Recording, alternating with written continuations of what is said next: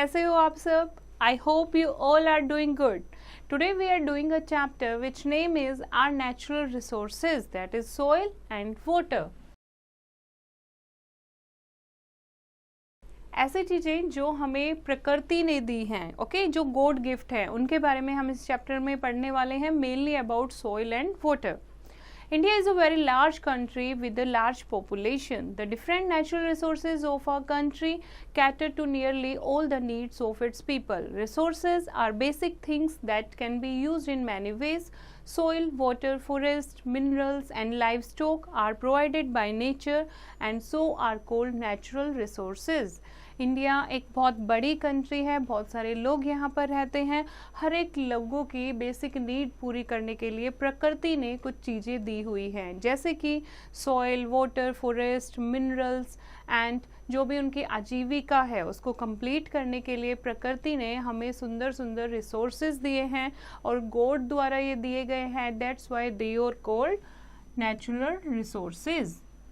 All natural resources are either exhaustible, that is non-renewable, or inexhaustible, that is renewable. Some resources like metals are available in limited quantities and can be exhausted, whereas resources like air, solar energy cannot be exhausted. कुछ ऐसे होते हैं natural resources जो non renewable होते हैं, यानी एक बार ख़त्म हो गए तो दोबारा बनने में हज़ारों करोड़ों सालों का टाइम लग जाएगा। लेकिन कुछ रिसोर्सेज होते हैं जो कि रिन्यूएबल होते हैं, जैसे कि सन एनर्जी कभी ख़त्म नहीं हो सकती, एयर है वो कभी ख़त्म नहीं हो सकती, तो these are called renewable resources. और मेटल्स हैं वो क्या हो जाएंगे, अगर एक बार आपने माइन यानी खान अगर आप खोद कर उसको निकाल लेते हो तो वहाँ से धीरे धीरे जो क्वांटिटी है वो क्या होती जाएगी, ख़त्म होती जाएगी. तो हमारी जो कंट्री है, हमारा इंडिया जो है, यहाँ पर बहुत सारे नेचुरल रिसोर्सेज हैं. सोइल जो है that is used to grow cotton, cereals, vegetables and fruits in fields and gardens. Water is used for irrigation, drinking, cooking, washing etcetera. We should use resources wisely. तो हमें ये resources जो हैं, जैसे मिट्टी जिसमें हमारे खाने की चीज़ें ग्रो होती हैं, पानी जिसको हम पिए बिना नहीं रह सकते, या कुकिंग के लिए, इरिगेशन के लिए, हर एक चीज़ में पानी की ज़रूरत होती है. अगर हम इन्हें अपने दिमाग से यानी सोच समझ के यूज़ नहीं करेंगे तो ये क्या हो जाएंगे, पोल्यूट हो जाएंगे और एक तरीके से जो यूज़ करने लायक नहीं रहेंगे. Our development depends upon using the resources judiciously. First है soil. Soil is the basis of our life. It is very important and precious natural resource. We grow cereals, cotton and trees in it for our food, clothes and timber. They are our basic need. Soil क्या है? Soil हमारी basic need है. Soil में हम बहुत सारे अनाज grow करते हैं, कपड़ा हम जो पहनते हैं तो उसके लिए जो रॉ मटेरियल है वो सॉइल में ग्रो होता है, पेड़ जो हैं वो सॉइल में ग्रो होते हैं. तो मोस्टली जितनी भी हमारी ज़रूरतें हैं वो सॉइल से यानी मिट्टी से ही फुलफिल होती हैं. नाउ फॉर्मेशन ऑफ सॉइल, कैसे बनती है soil? The earth's crust is made up of rocks. The heat and cold gradually break up the upper layers of rocks, which gradually change into stones, gravel, sand and clay. Particles of clay are the smallest and so are very fine. जो अर्थ की crust है, crust यानी ऊपर की जो layer है, वो किसकी बनी होती है? मोस्टली रॉक्स की बनी होती है. जब इतनी तेज धूप पड़ती है, ठंड आती है, बारिश आती है, हवाएं चलती हैं, तो ये जो क्रस्ट है, ये जो लेयर है, वो ग्रेजुअली छोटे छोटे पीसेस में टूट जाती है और उससे क्या बन जाती है, एक सॉइल बनती है. Soil is the top layer of the earth surface. क्या होता है soil? Soil is the top layer of the earth surface. More or less amounts of sand and clay mix up to form the soil of a place. It is generally soft and contains moisture. Soil जो है वो ज़्यादातर क्या होता है, उसमें moisture होता है. Okay? Rainfall and wind spread it over wide areas. जब बारिश होती है तो पानी अपने साथ मिट्टी बहा कर ले जाता है, हवा चलती है वो भी मिट्टी उड़ा कर ले जाती है, तो इसलिए जो मिट्टी है वो हर जगह फैल जाती है. At some places the soil is deep while at other places it is shallow. कहीं पर soil जो है बहुत deep होती है और कहीं पर सिर्फ ऊपर ऊपर यानी कि shallow दिखाई देती है. Soil formation is a very slow process as it takes thousands of years for a layer of soil to be formed. और soil जो है ये हजारों साल लग जाते हैं इसको बनने में. soil की formation होने में बहुत टाइम लग जाता है, इसीलिए हमें जो सॉइल है वो सोच समझकर यूज करनी चाहिए. Now kinds of soil. Place to place soil की जो वैरायटी है वो भी चेंज हो जाती है. जैसे फर्स्ट है एलुवियल सॉइल. एलुवियल सॉइल कैसे कलर की होती है? ग्रे कलर की होती है. जो रिवर्स अपने साथ डिपॉजिट बहा कर लेकर आती हैं, मिट्टी या सिल्ट, सेडिमेंट, छोटे छोटे टुकड़े बहा कर लाती है, उससे ये सॉइल बनती है. The rivers flowing down from the mountains carry large amount of soil, sand and clay with them. जब नदियां पहाड़ों से बह कर आती हैं तो वो अपने साथ बहुत सारी मिट्टी बहा कर लाती हैं. The soil of the northern plains is alluvial and such soil is also found in the coastal plains. इसीलिए जो northern plains की soil है वो कैसी है? alluvial soil है. और mostly जो coastal plain होते हैं वहाँ की soil भी alluvial soil होती है. इस टाइप की जो soil है वो बहुत उपजाऊ होती है और ये wheat grow करने के लिए, sugar cane के लिए, rice, jute and mustard के लिए बहुत अच्छी मानी जाती है. नाउ सेकेंड टाइप की सॉइल है डेजर्ट और sandy soil. The soil is the western desert region is generally sandy. जो वेस्टर्न डेजर्ट हैं उनकी मरुस्थल की जो सॉइल है वो कैसी होती है? सैंडी सॉइल होती है यानी desert soil. It is not fine as this soil contains soluble salts. Only drought resistant and salt tolerant crops such as barley and rapeseed, cotton, millets, maize and pulses can be grown in it. और इस soil में यानी इस रेत में बिल्कुल भी moisture नहीं होता है, तो ऐसी क्रॉप जिसको बहुत कम पानी की ज़रूरत होती है ऐसी क्रॉप ही यहाँ पर ग्रो हो सकती हैं, जैसे कि barley, rape seed, cotton, millets, maize, pulses etcetera. Next है ब्लैक सोइल. ब्लैक सोइल यानी कि काली मिट्टी. The soil in the north western part of the Deccan plateau is black. Deccan plateau के नॉर्थ वेस्टर्न पार्ट में कौन सी सोइल है? ब्लैक सोइल है. It is formed by the slow breakup of lava rocks. It is very good for growing cotton and sugar cane. Black soil किससे बनती है? लावा जो निकलता है, जब वो लावा कूल डाउन हो जाता है तो वो मिट्टी से ब्लैक मिट्टी बनती है, काली मिट्टी बनती है.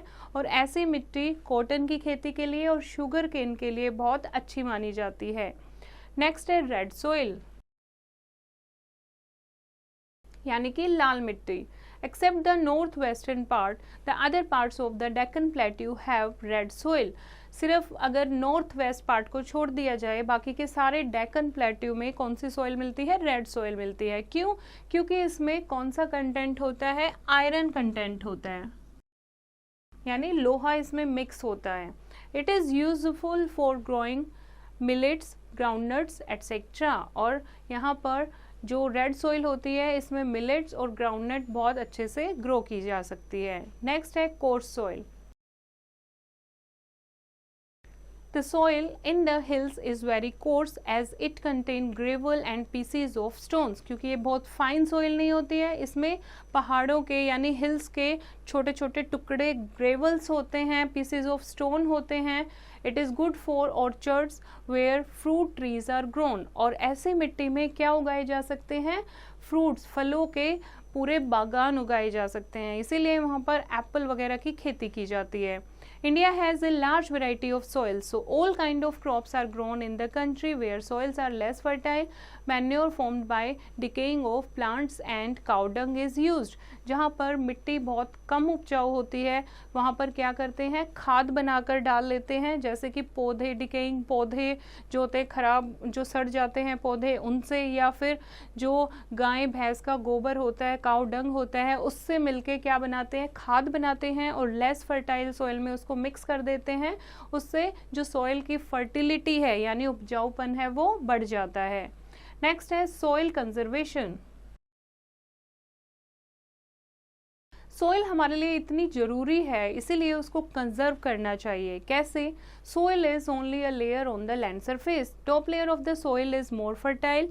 Rain water and strong winds carry away top soil. जो टॉप सोइल है उसको रेन वाटर और विंड अपने साथ बहा कर ले जाती है। This is called soil erosion. इसको क्या कहते हैं? सॉइल इरोजन, यानी वहाँ की जो टॉप लेयर है उसका खत्म हो जाना, सॉइल इरोड हो जाना, सॉइल का हट जाना। Okay, it reduces fertility of the fields. इससे क्या होता है? ऊपर की जो लेयर है वो उपजाऊ होती है। जब ऊपर की जो लेयर है वही इरोड हो जाएगी यानी रिमूव हो जाएगी तो मिट्टी ज़्यादा उपजाऊ नहीं रहेगी। To check soil erosion we need to conserve soil. और इसीलिए मिट्टी को यानी सॉइल इरोजन को कम करने के लिए हमें क्या करना चाहिए? सॉइल का कंजर्वेशन करना चाहिए। We should make small bunds around the field. The roots of grasses, shrubs and trees bind the soil together and make it very tough for water and wind to carry it away. So we should plant more and more trees, shrubs and grasses on our soil. हमें खेतों के चारों तरफ boundary बना देनी चाहिए ताकि जो पानी या हवाएं हैं वो उसको अपने साथ ना ले जाए। दूसरा, जो छोटे छोटी झाड़ियाँ होते हैं या घास होते हैं या पेड़ होते हैं वो मिट्टी को अपने साथ होल्ड करके रखते हैं। ठीक है, तो अगर हम मिट्टी में बहुत सारे पेड़ वगैरह ग्रो कर देंगे तो उससे भी सॉइल इरोड नहीं हो पाएगी।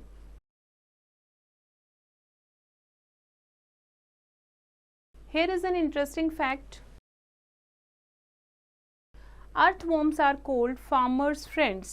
They convert dead leaves and plant remains into a rich natural fertilizer. By burrowing into the soil, they make it loose, thus allowing air to enter the soil. This makes the soil more fertile. Earthworm आपने सुना होगा। Earthworm जो हैं वो farmer के friend भी माने जाते हैं। क्यों? क्योंकि ये मिट्टी को खोद खोद कर बहुत होलो कर देते हैं तो मिट्टी में एयर चली जाती है जिससे वो और ज़्यादा फर्टाइल हो जाती है। उसके अलावा ये छोटे छोटे जो डेड लीव्स या प्लांट रिमेन्स होते हैं उसको किस में चेंज कर देते हैं? नेचुरल फर्टिलाइजर में। नेक्स्ट हम बात कर रहे हैं वाटर की। Water is essential for life and no living being can survive without it. Nothing can be produced from soil without water. We use water for drinking, cooking, bathing, washing and cleaning. We irrigate our crops in the field with water. Water जो है वो बहुत ज़रूरी natural resource है। Water के बिना life possible नहीं है और वाटर से हम बहुत सारे काम करते हैं। अपने डेली के काम के लिए पानी यूज़ होता है, फसल में पानी देने के लिए हमें पानी चाहिए होता है, पीने के लिए, खाना बनाने के लिए, बाथिंग के लिए या कपड़े धोने के लिए, हर एक चीज़ के लिए हमें पानी की आवश्यकता होती है। नाउ फर्स्ट हम बात कर रहे हैं पानी के यूज़ में वाटर फॉर इरिगेशन। सबसे बेस्ट मेथड इरिगेशन का होता है रेन, लेकिन अगर रेगुलर इंटरवल पर बारिश नहीं आए तो फसल क्या है? खराब हो जाएगी। इसीलिए हमें कुएं, ट्यूबवेल या टैंक या कैनल बनाकर जो खेतों की सिंचाई करनी पड़ती है। नाउ फर्स्ट हम बात कर रहे हैं वेल्स एंड ट्यूबवेल्स। ये होता है एक ट्यूबवेल, ठीक है। इस तरीके से खेत में ट्यूबवेल लगाए जाते हैं जहाँ पर पानी कम होता है या फिर पानी नहीं जा पाता, वहाँ पर वेल और ट्यूबवेल लगाए जाते हैं। वेल कुएं से पानी खींचकर फिर पौधों में पानी देते हैं और इस तरीके से एक ट्यूबवेल होता है, फिर क्यारियाँ बनाकर खेतों में पानी दिया जाता है। नेक्स्ट है टैंक्स और पॉन्ड्स। टैंक्स और पॉन्ड्स ऐसे टैंक बनाए जाते हैं। Drilling tubewell is not possible in rocky land. अब हर एक जगह पर लैंडफॉर्म अलग अलग है, हर एक जगह पर ट्यूबवेल नहीं लगा सकते हैं, कुएं नहीं खोद सकते हैं, तो ऐसी जगह पर क्या बना देते हैं? पानी को स्टोर करने के लिए छोटे छोटे टैंक्स बना दिए जाते हैं या छोटे छोटे तालाब बना दिए जाते हैं जिसमें पानी भर के उस पानी को आगे यूज़ किया जाता है। नेक्स्ट है कैनल्स। कैनल आप देखोगे, दिस इज कैनल इरिगेशन। छोटी छोटी नहर बनाई दी जाती हैं। Canals are small channels made by man. These canals are dug to divert a part of river water to distant farms. बड़ी बड़ी नदियों से छोटी छोटी नदियाँ यानी छोटी छोटी नदियाँ बना दी जाती हैं, नहर बना दी जाती हैं ताकि उनके खेतों में पानी जा सके। नाउ सेकेंड यूज है water for domestic purpose. Water for domestic purpose यानी कि घर में यूज़ के लिए. People in villages get water from rivers, ponds and wells. They also bath and wash their cloth in the pond and river. They even bath their animals in the same pond and reverse.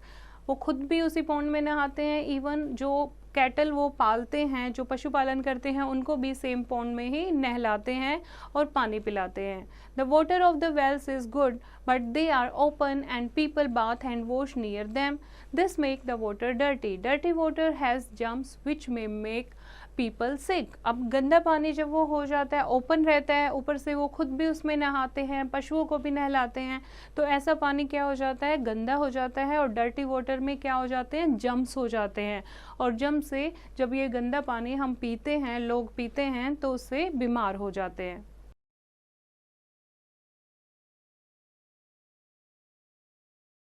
Hand pumps are also used to draw out underground water.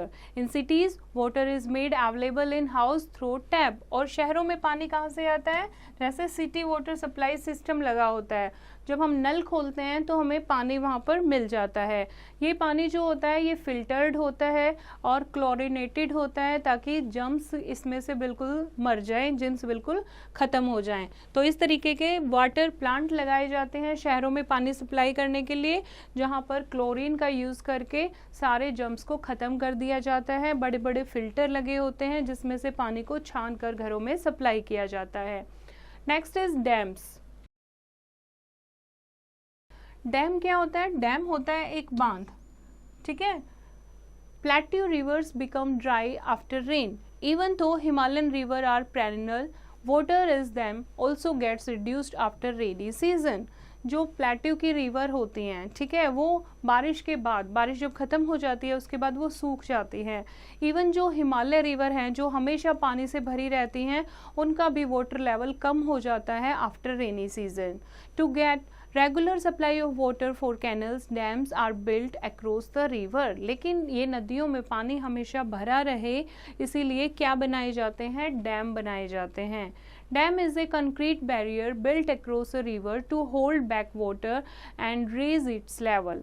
The dams are made of concrete and steel. इस तरीके से एक barrier, एक पानी के बीच में, नदियों के बीच में एक रुकावट बना दी जाती है ताकि पानी जो है वहाँ रुक जाए. एंड दीज डैम किसके बने होते हैं, ये कंक्रीट और स्टील के बने होते हैं. This concrete barrier has a number of iron gates called sluice gates and they can be open and close to control supply of water. और ये गेट जो हैं, जो चैनल्स हैं, ये खोल भी सकते हैं, बंद भी कर सकते हैं. हम अगर हम पानी की सप्लाई ज़्यादा करनी है, हम सारे स्लुइस गेट को ओपन कर देंगे. अगर हमें थोड़ा कम करना है पानी के प्रवाह को तो हम कुछ गेट को क्लोज कर देंगे.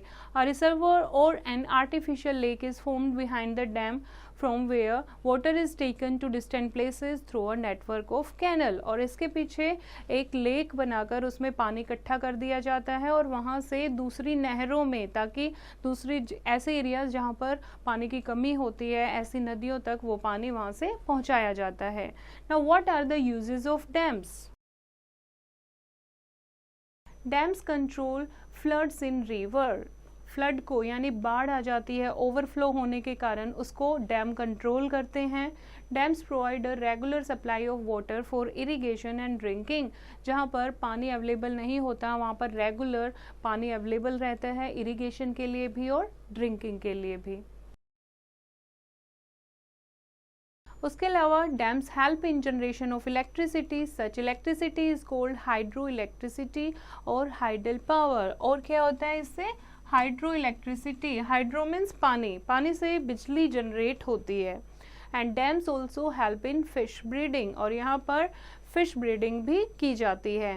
Now how electricity is produced. कैसे डैम से इलेक्ट्रिसिटी कैसे प्रोड्यूस होती है. Water from the reservoir is made to fall from a required height onto the blades of a turbine. एक टर्बाइन लगा होता है. टर्बाइन एक व्हील होता है, व्हील टाइप का होता है, जैसे पंखा होता है उस टाइप में, उसमें ब्लेड लगे होते हैं. ओके, तो एक बहुत हाइट से पानी उसके ऊपर गिरता है. This force the blade to rotate at high speed. तो पानी ऊपर से गिरेगा उस फैन के, टर्बाइन के, तो उसके ब्लेड्स क्या होंगे, रोटेट होंगे, मूव होंगे और बहुत हाई स्पीड में मूव होंगे. The moving turbine works as a generator which produce electricity. अब जो ब्लेड मूव हो रहे हैं, जो इतनी हाई स्पीड में वो मूव हो रहे हैं, इससे क्या होता है, जनरेटर का वो काम कर रहे हैं और इससे इलेक्ट्रिसिटी जनरेट होती है। Cables and wires are used to carry this generated electricity to farms, factories, villages and cities. और फिर केबल, तार वगैरह की सहायता से ये जो इलेक्ट्रिसिटी जनरेट होती है उसको खेतों में, फैक्ट्रियों में, गाँव में या शहरों में पहुँचाया जाता है। Next is multipurpose river projects. Dam के बहुत सारे यूजेस हैं लोगों के लिए, therefore they are called multipurpose river project.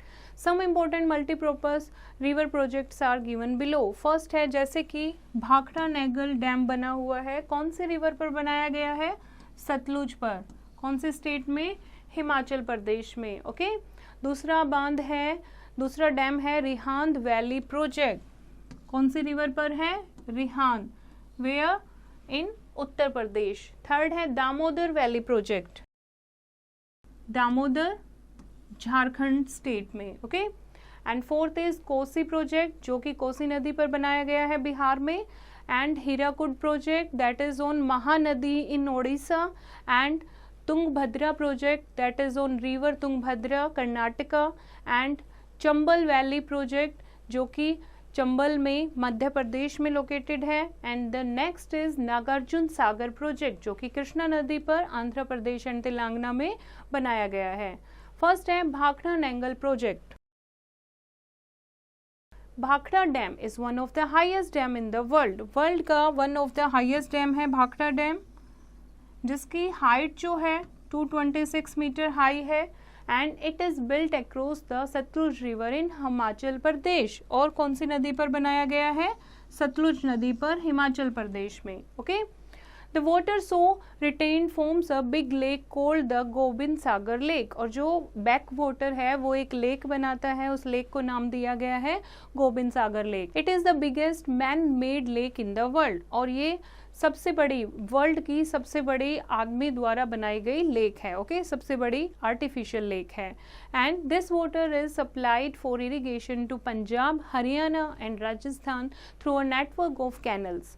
One of these canals is called the Indira Gandhi canal which carries water to Rajasthan. और इनमें से एक जो नहर है उसको नाम दिया गया है इंदिरा गांधी कैनल का, जो कि राजस्थान में पानी को पहुंचाती है। 13 kilometers down from Bhakra, another dam has been built. It is called the Nangal Barrage. It is a part of the Bhakra-Nangal project. The project also produces electricity. और इससे थोड़ा सा नीचे एक नांगल ब्रिज बनाया गया है, ये भी भाखड़ा नैंगल प्रोजेक्ट का ही एक पार्ट है, जिससे इलेक्ट्रिसिटी भी जनरेट होती है। Now here is the classroom activity.